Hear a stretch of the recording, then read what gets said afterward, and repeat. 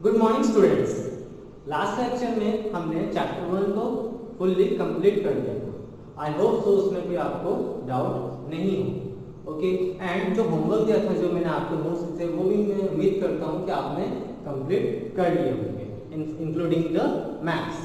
अब आज हम ज्योग्राफी का ही सेकंड चैप्टर उठाते हैं, which is the second chapter of your geography book is physical features of India.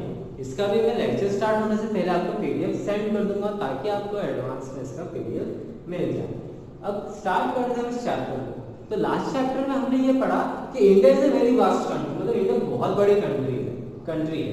Okay, आप सभी ने एज यू नो वो वर्ल्ड का 7th लार्जेस्ट कंट्री है, और इसी वजह से हमने लास्ट जो लेक्चर था उसमें ये भी पढ़ा था कि इंडिया को सब कॉन्टिनेंट क्यों कहा जाता है, क्योंकि वो ऑस्ट्रेलिया की जो लैंड एरिया उससे लगभग 50% एरिया इंडिया के पास है, इसीलिए वो वर्ल्ड की 7th लार्जेस्ट कंट्री है।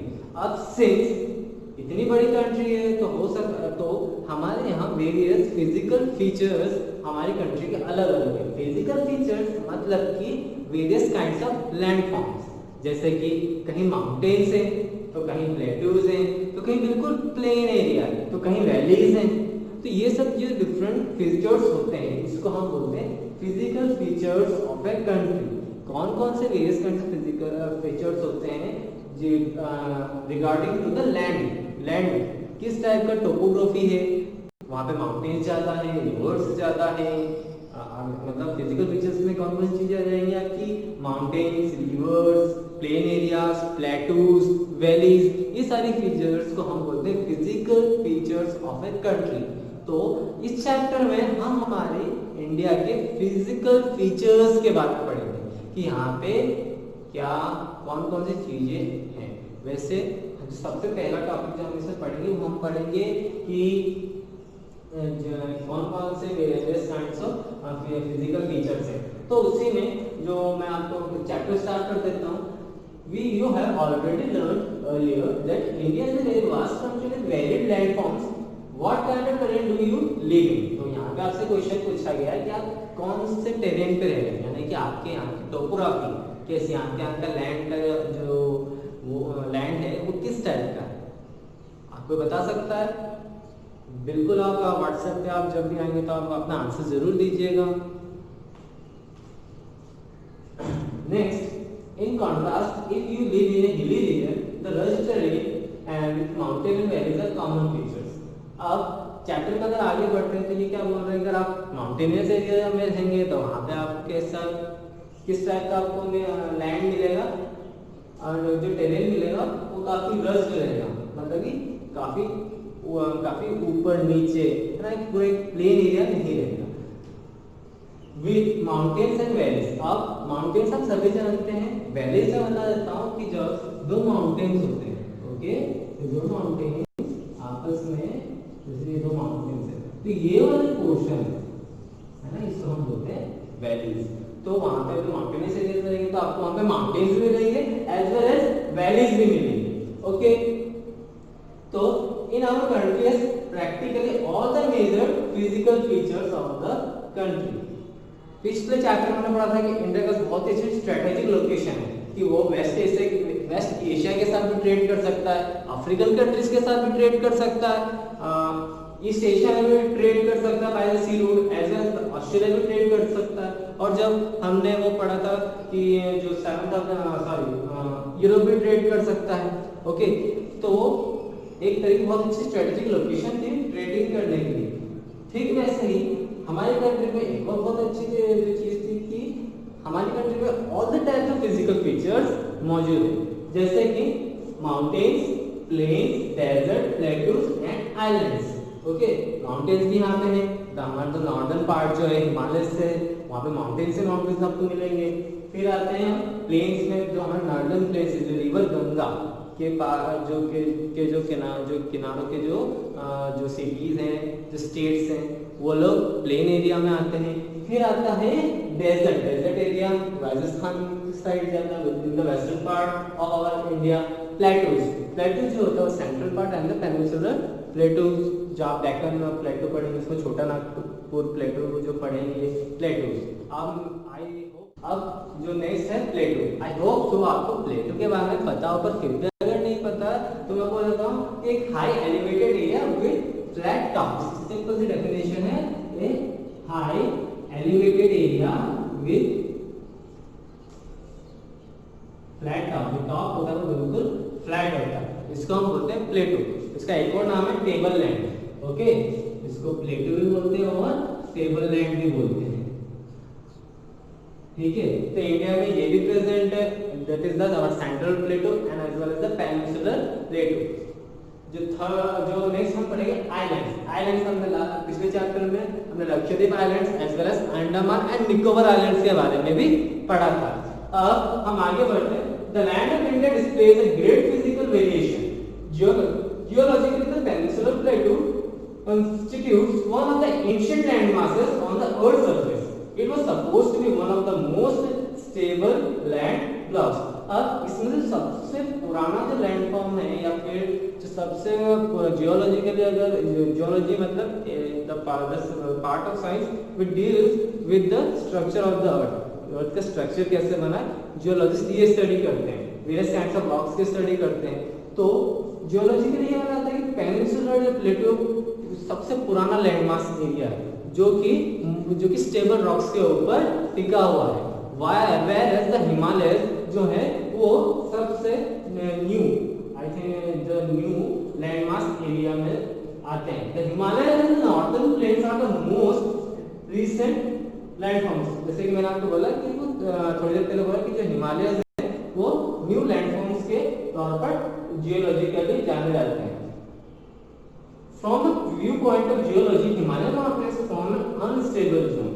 Okay, whereas अगर जियोलॉजिकली देखें तो हिमालयस क्या है, बहुत ही अनस्टेबल जोन माना जाता है, whereas the peninsular plateau बहुत ही स्टेबल जोन माना जाता है। अब अनस्टेबल और स्टेबल जोन में आप सोचेंगे क्या डिफरेंस है। अनस्टेबल जोन यानी कि एक ऐसा जोन जहां पर जो लैंड है वो अनस्टेबल है, तो इस वजह से अर्थक्वेक, लैंडस्लाइड्स, ये various kinds of phenomenal activity वहां पर हो सकती है। वेयर जो पेनिनसुलर प्लेटो है बहुत स्टेबल है, वहाँ मतलब वहाँ पर अर्थक्वेक जैसे कैलेमिटीज आने के चांसेस बहुत ज़्यादा कम है, वहाँ पे लैंडस्लाइड्स नहीं होते। तो आपने कभी खबर में सुना भी नहीं होगा कि जो southern part of our country है, जो southern part of our country है, जैसे मैंने बताया था यहाँ पे पेनिनसुलर प्लेटो, जो southern part of our country में कोई भी अर्थक्वेक या फिर लैंडस्लाइड के केसेस सुने हो। आपने जितने भी केसेस सुने हुए in the parts of the mountain region यानी कि इन द हिमालयस रीजन, यहाँ पर आपने वेरियस काइंड्स ऑफ अर्थक्वेक और लैंडस्लाइड्स के बारे में सुना होगा। रिसेंटली जो सबसे हैवॉक जो अर्थक्वेक आया था वो नेपाल में आया था, तो वो भी एक माउंटेन एरिया में था, द हिमालयस। वहाँ पे जो नेपाल जो बसा हुआ वो हिमालय माउंटेन्स पर बसा हुआ, जिसकी वजह से जब वहाँ पर अर्थक्वेक जैसे अनस्टेबल मैंने बताया था, वो इस वजह से बताया था कि वहाँ पर frequently earthquake as well as landslides होती रहती है। Okay,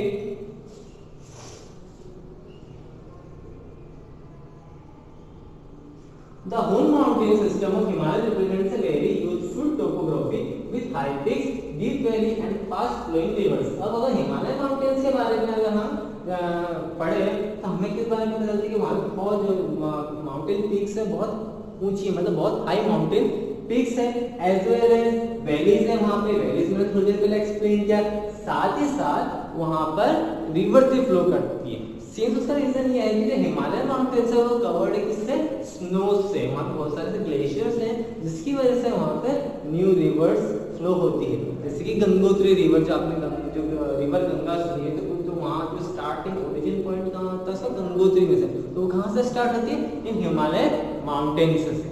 okay, the peninsular Plato is composed of igneous and metamorphic rock with gently rising hills and wide valley, whereas the हमारा पेनिनसुलर प्लेटो है किस पर टिका हुआ है, किससे मतलब उनके नीचे जो रॉक्स हैं किस टाइप के, इग्नियस एंड मेटामॉर्फिक, है ना। अब आई होप आपको पता हो, पर फिर भी मेरा काम है आपको बताना कि इग्नियस रॉक्स क्या होते हैं। जो हमारा वॉल्केनो होता है उसमें से जो लावा जो निकलता है वो जब सेटल डाउन हो जाता है तो जो ठंडा हो जाता है उससे जो रॉक बनता है वो होता है इग्नियस रॉक। उसके बाद जब वो सेटल हो कहीं पानी की वजह से, एयर की वजह से, वो लावा एक जगह से जाके दूसरी जगह सेटल होता है और लेयर बाय लेयर सेटल होना स्टार्ट हो जाता है, तो उसको हम बोलते हैं sedimentary rock. Whereas metamorphic rock में क्या होता है, ये मेटामॉर्फिक रॉक में अर्थ के इंटरनल प्रेशर, हीट हो गई, मॉइस्चर हो गया, या फिर कभी ऐसा भी होता है कि ये ओशंस के नीचे या रिवर्स के नीचे जाके उनके बेड पे जाके सेटल हो जाते हैं। फिर वहाँ पे प्रोसेस होती है सालों की, वहाँ पे ठंड गर्मी ये सारे प्रोसेस होने के बाद उसमें जो चेंजेस आता है उस रॉक में, उसको हम बोलते हैं मेटामॉर्फिक। तो पेनिनसुलर प्लेटो किससे बना हुआ है, इग्नियस एंड मेटामॉर्फिक रॉक से। वेयर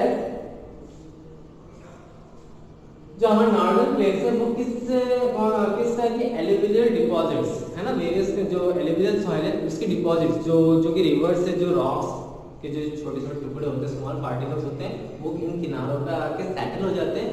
जो नॉर्दर्न प्लेट्स है वो इनसे बना हुआ है, ओके, इन एलुवियल डिपॉजिट्स की वजह से। जो हमारा नेक्स्ट टॉपिक है वो है major physiographic divisions of our country. The physical features of our country or of India can be grouped under the following physiographic divisions। तो पहले ही मैं आपको बता चुका हूँ कौन कौन से जो वेरियस काइंड्स ऑफ हमारे फिजिकल फीचर्स है। पहला है हिमालयन माउंटेन, सेकंड है नॉर्दर्न प्लेटू, थर्ड है peninsular plateau, fourth the Indian desert, fifth the coastal plates and sixth the islands. Himalayan mountains में द हिमालयन रेंजेस, इनके बारे में पढ़ेंगे। नॉर्दर्न प्लेट्स में जो नॉर्दर्न पार्ट है, बिहार हो गया, आपका उत्तर प्रदेश हो गया, ये सारे पोर्शन ये नॉर्दर्न प्लेन्स में आते हैं। पेनिनसुलर प्लेटो में the whole lower part of the our country और द सेंट्रल पार्ट से नीचे part, central as well as the इससे नीचे वाले पार्ट ऑफ द कंट्री को हम बोलते हैं पेनिनसुलर प्लेटो। फिर आता है हमारे कोस्टल प्लेन्स। कोस्टल प्लेन्स ये वाले प्लेन्स है, ओके, जो कि रिवर्स से जो कि सीज के किनारे हैं, तो हम बोलते हैं कोस्टल प्लेन्स। यहाँ से भी ये वाला पोर्शन कोस्टल प्लेन्स में आएगा, ओके। अब आइलैंड्स एज यू नो और Andaman and Nicobar islands as well as the Lakshadweep island. अब पढ़ने का रीजन ये सब है, ये लोग ये जो सारी चीजें फिजिकल फीचर्स के बारे में हम पढ़ रहे हैं वो बने किन प्रोसेस है, किस वजह से बने हैं, या उनके जैसे हमने पढ़ा कौन से रॉक्स पर बने हुए हैं, हमारे आइलैंड्स कैसे फॉर्म हुए, उसके नीचे का बेस कैसा है, ये सब हम आगे पढ़ेंगे। सबसे पहले जो हम पढ़ेंगे द हिमालयन माउंटेन्स।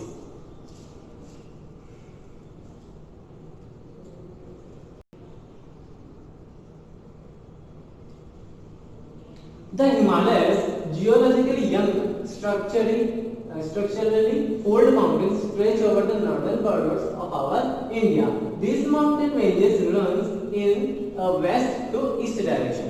अब वेस्ट टू ईस्ट डायरेक्शन मतलब कि ये माउंटेन्स रन किस डायरेक्शन में कर रहे हैं, सो दे आर रनिंग, ये हमारा north east west and south, तो ये कुछ ऐसे रन कर रहे हैं। तो इनकी डायरेक्शन क्या होगी बच्चों, फ्रॉम वेस्ट टू ईस्ट। तो इनकी डायरेक्शन कैसी है माउंटेन्स की रन करने की, from starting from the west और एंड कहाँ पे हो रहे हैं, in the eastern part, okay,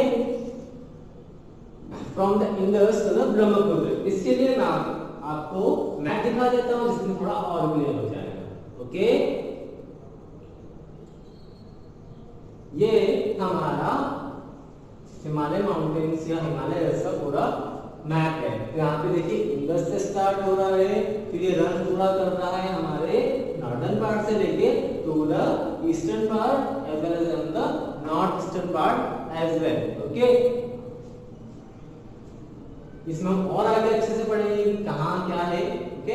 this mountain the Himalayas represent the loftiest and the most rugged mountain barriers of the world। loftiest mountains in the sense बहुत ही ऊंचे mountains Himalaya ranges में मिलते हैं, मतलब पूरे वर्ल्ड के सबसे ऊंचे जो माउंटेन्स है वो आपको, या माउंटेन पीक्स है वो आपको हिमालय माउंटेन्स में ही मिलेंगे।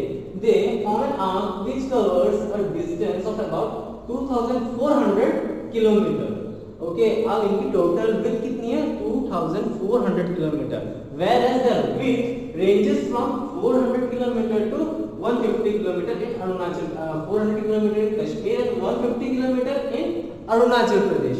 मतलब कि इनकी जो विड्थ है, इनकी जो चौड़ाई है वो 400 किलोमीटर है। 400 किलोमीटर है उनकी विड्थ। कहाँ पर? कश्मीर में। वेयर एज अरुणाचल प्रदेश तक आते आते उनकी विड्थ कितनी हो जाती है? Only 150 kilometre. और मैं आपको अच्छे से बता देता हूँ मैप में कि जो कश्मीर वाला पोर्शन है ये वाला है, तो यहाँ पर इनकी विड्थ कितनी है? 400 किलोमीटर इन माउंटेन्स की। Whereas in the Arunachal Pradesh यानी कि इस वाले पोर्शन में यहाँ पर विड्थ कितनी है? 150 किलोमीटर। ओके,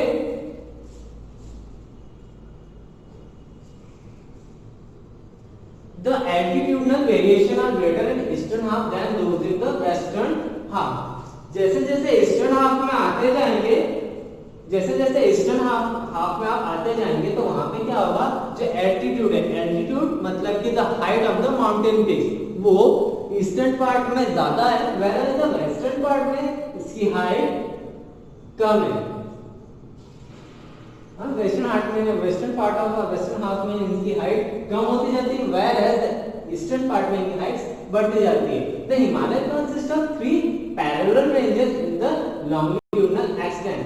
इन तो मैं आपको पहले समझा देता हूं कि 3 पैरेलल रेंजेस कैसे रन कर रही हैं। ओके, ये आपने देखी 3 पैरेलल रेंजेस, ये जो वाले रेंज है। अच्छा, ओके, उससे पहले मैं आपको बताता हूं what are the 3 ranges of the Himalaya regions. पहली है हिमालय रेंजेस, ओके, सेकंड है the Himachal ranges and the third है शिवालिक रेंजेस। तो पहले मैं आपको बताता हूं कि हिमाचल रेंजेस क्या होती है, हिमाचल रेंजेस और शिवालिक रेंजेस में डिफरेंस क्या है। उसके बाद मैं आपको समझा दूंगा कि कौन कौन से 3 पैरेलल रेंजेस जो कि रन कर रही है। Okay, A number of values lie between this ranges, है ना। अब बहुत सारी वैल्यूज भी लाई करती है between this ranges. Okay, the north most range is known as the greater or the inner Himalayas, which is also known as Himalaya। जो northern part में हमें जितने भी माउंटेन्स मिलेंगे हिमालयस के, वो बेसिकली हिमालयी माउंटेन्स है। अब इनकी खासियत क्या है? It is the most continuous ranges consisting of the loftiest peak with an average height of 6000 metre. यहाँ पर जो माउंटेन्स की जो हाइट है वो सबकी मिलाकर एवरेज 6000 मीटर्स है, मतलब कि बहुत ज्यादा यहाँ पे माउंटेन ऊंचे हैं। It contains all the prominent Himalaya peaks, जितने भी वर्ल्ड की सबसे प्रोमिनेंट पीक्स है, सबसे हाईएस्ट पीक, वो आपको हिमालय पोर्शन पे मिलेंगे। इसका मतलब बोल सकते हैं कि Himalaya mountains are those mountain where the mountain peaks are much higher than the other ranges. Okay, next मैं आपको इसमें कुछ लिस्ट है वो भी आपको पढ़ा देता हूँ कि हिमालयस जो हिमालयी रेंजेस है, हिमालयस में कौन कौन से सबसे ज्यादा ऊंची पीक्स है। तो उसमें सबसे पहला जो नेम आता है वो आता है माउंट एवरेस्ट का। वो कहाँ है? कौन सी कंट्री में? नेपाल में, जिसकी हाइट है 8848 मीटर। वेयर कंचनजंगा जो कि इंडिया में वो है 8598 मीटर्स का। वेयर मकालू जो कि नेपाल में 8481 किलोमीटर मीटर्स में उसकी हाइट है। और धौलागिरी नेपाल में जो कि वापस नेपाल में, उसकी हाइट कितनी है? 8172 metres. Whereas the Nanga Parbat in India is 8126 metre. Annapurna जो माउंटेन पीक है वो है नेपाल में 8700 मीटर्स। नंदा देवी 7000 जो कि इंडिया में है 7817 मीटर्स। कामेट इंडिया में 7756 मीटर्स। नामचा बारवा इंडिया में जो कि है 7756 मीटर्स। एंड द गरला मनखातान ने जो कि नेपाल में है 7728 मीटर्स। जो फोल्ड्स हैं ग्रेटर हिमालयस के काफी एसिमेट्रिकल है। अब फोल्ड्स मतलब क्या होता है कि जब कोई माउंटेन फॉर्म होता है, एक minute,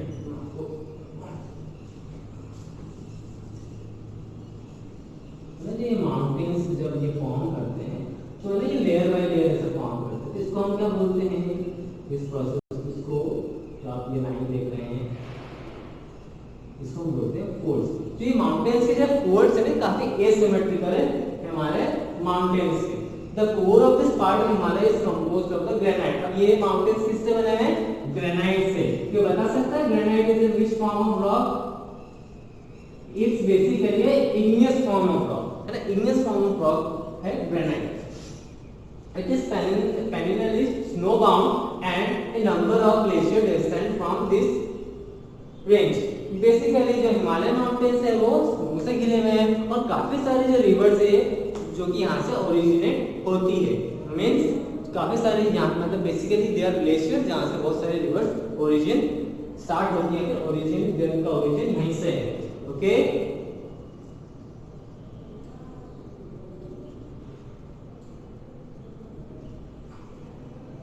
The next range is lying to the south of the Himalaya forms the most rugged mountain system and is known as Himachal और लेसर हिमालय। जब इसकी नेक्स्ट यहाँ पे मतलब इसकी हाइट में माउंटेन्स है वो कम है, इस वजह से इनको अलग क्लासिफिकेशन में डाला है which are known as Himachal, जो कि कंपोज करती हैं जो कि इनका जो एल्टीट्यूड है जिनकी जो हाइट है वो 3700 से लेकर 4500 मीटर्स के बीच में इनकी हाइट्स रेंज करती हैं और यहाँ पे माउंटेन्स की विड्थ कितनी है? Only 50 kilometre. While the Veerpanchal ranges form the longest and the most important ranges, the Dhauladhar and the Mahabharat ranges are one of the most prominent ranges, है ना। हिमाचल रेंजेस की जो prominent है वो वीरपांचल, Dhaula and the Mahabharat ranges मानी गई।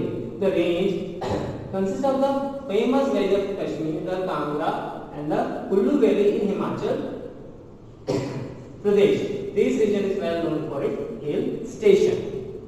और हिमाचल प्रदेश को आप सभी जानते हैं कि हिल स्टेशंस के बारे में काफी फेमस है और ये सारी जो मेन रेंजेस है वो कश्मीर में कांगड़ा है, Kullu valley and the Himachal region जो कि हिल स्टेशन के बारे में काफी फेमस है। पर लेकिन यहाँ पे मैं एक चीज आपको बताना भूल गया कि what is the basic difference between mountains and hills. आप बचपन से पढ़ते आ रहे हो लेकिन बहुत सो कंफ्यूजन होता है कि माउंटेन्स क्या होते हैं, उनकी जो पीक्स होती हैं, उनकी जो ऊंचाई होती है, एल्टीट्यूड्स होते हैं बहुत ज्यादा होते हैं, वेल हिल्स और जो उनकी स्टीप होता है, जो मतलब कि जो स्लोप होता है वो काफी स्टीप होता है।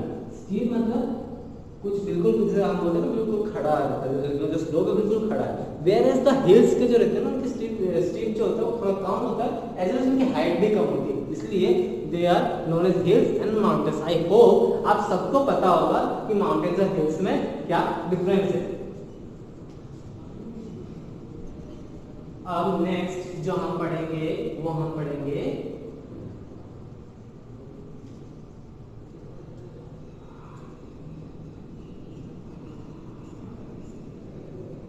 हमारे शिवालिक रेंजेस के बारे में। The outermost range of Himalaya is called the Shivalik ranges, है ना। The outermost part of the Himalaya है उनको हम शिवालिक रेंजेस बोलते हैं। They extends over a width of, उनकी विड्थ कितनी है?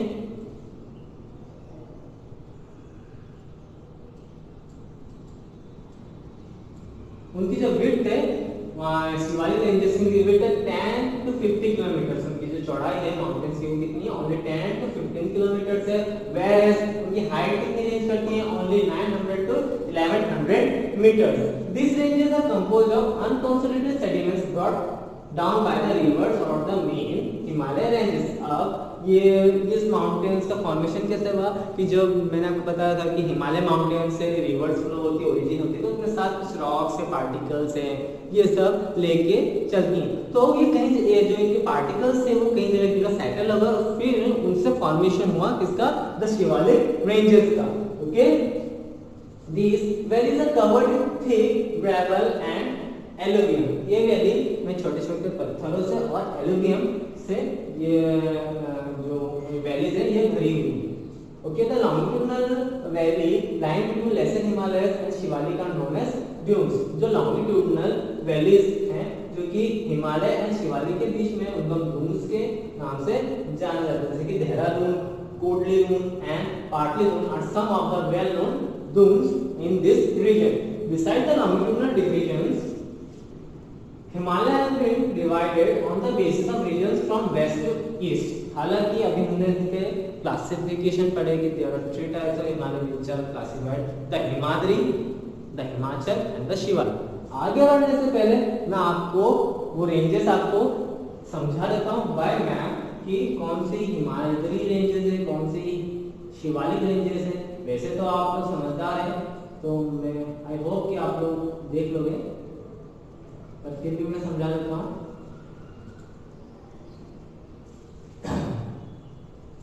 आप ये जो आपका मैप है, ओके, ये जो आप मैप देख रहे हो, इसमें सबसे ये वाली जो लाइन जा रही है, सबसे लोअर जो लाइन जा रही है वो कहाँ की है, शिवालिक रेंजेस। हमने पढ़ा था ना कि पैरेलल रेंजेस जा रही है, पैरेलल मतलब एक के पीछे एक, तीनों एक तक जा रही है, ओके। तो ये हमारी शिवालिक रेंजेस हो गई, और जो ये वाली है वो हमारी ग्रेटर हिमालयस की रेंजेस है। तो यहाँ ही पर ही आपको माउंट एवरेस्ट भी मिल जाएगा, मींस दिस वन। जैसे कि इसमें काफी अच्छे से प्रेजेंट किया माउंट एवरेस्ट को, कंचनजंगा को, ओके।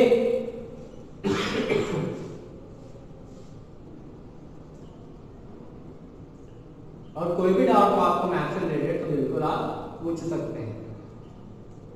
अब जो नेक्स्ट पार्ट ऑफ डिविजन्स के बारे में हम पढ़ेंगे, वो हम this divisions are been delimited by the river valley. For example, the part of Himalaya lying between the Indus and Satluj has been traditionally known as Punjab Himalaya. अब किसी रिवर या वैली की वजह से भी हिमालयस का क्लासिफिकेशन किया, तो उसी वजह से सबसे पहला जो क्लासिफिकेशन किया कि जो रिवर इंडस एंड सतलुज के बीच में जो हिमालय रेंजेस आती हैं उनको बेसिकली पंजाब हिमालयस भी कहा जाता है।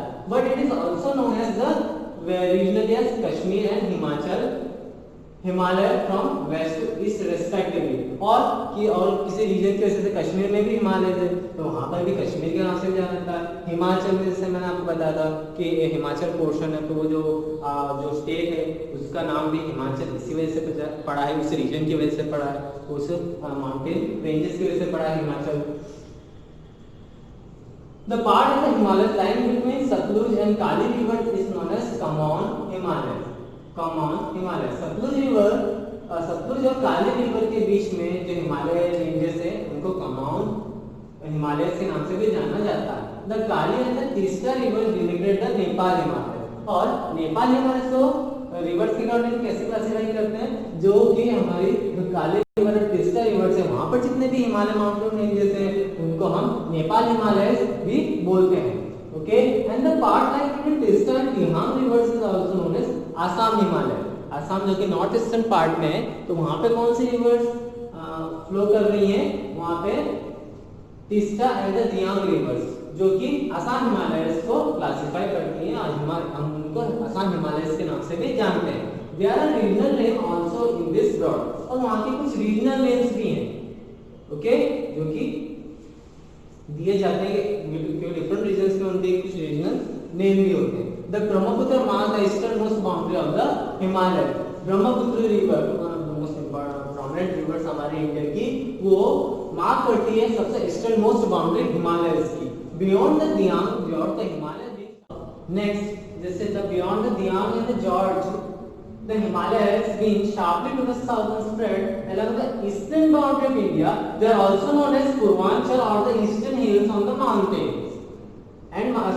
Eastern hills and the mountains. These hills are running through the northeastern states and mostly composed of strong sandstone, which are sedimented or covered with dense forest. They are mostly run as parallel ranges and valleys. The Purvanchal comprises of the Patwa hills, the Naga hills and the Manipuri and the Mizo hills. आप इसका map में और देख लेते हैं कि जो Brahmaputra river है वो एक तरीके की बाउंड्री कही जाती है हिमालयस की on the north eastern part, where है दियांग जो रिवर आप सुन रहे हैं वो अरुणाचल प्रदेश में है, जिसको ब्रह्मपुत्र को ही दियांग रिवर भी अरुणाचल प्रदेश में बोला जाता है। असम में इसको ब्रह्मपुत्र रिवर कहा जाता है, और वेयर अरुणाचल में इसको दियांग रिवर कहा जाता है। तो दियांग रिवर या फिर जो दियांग रिवर से सदर्न पार्ट में आके, सदर्न पार्ट पर जो हमारे रेंजेस मूव करते हैं, उन सारे रेंजेस को, माउंटेन रेंजेस को पूर्वांचल के नाम से भी जाना जाता है। ये ऐसी रेंजेस है जो कि हमारे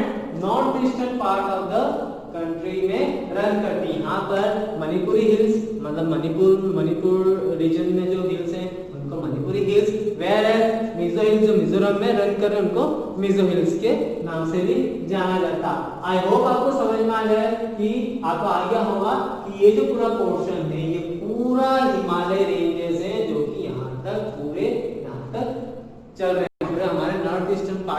स्टार्टिंग का एंड होता है। Starting from the north west, north पूरे नॉर्थ, फिर उसके बाद में नॉर्थ ईस्टर्न पार्ट तक ये पूरे रन करते हैं। आई होप आप लोगों को समझ में आ गया होगा। ये जो तीन पैरेलल रेंजेस हैं ये भी आपको समझ में आई कैसे रन करती है। शिवालिक है, ये ग्रेटर हिमालयस है, ओके, हिमालय रेंजेस यहाँ पर है, ओके। आपको आज के लिए सिर्फ हमने जो नॉर्दर्न पार्ट जो पोर्शन था जिसमें हिमालय से माउंटेन्स थे उसको कवर करा है। नेक्स्ट लेक्चर में हम नॉर्दर्न प्लेन्स, कोस्टल एरियाज इनके बारे में बात करेंगे। Thank you and have a nice day.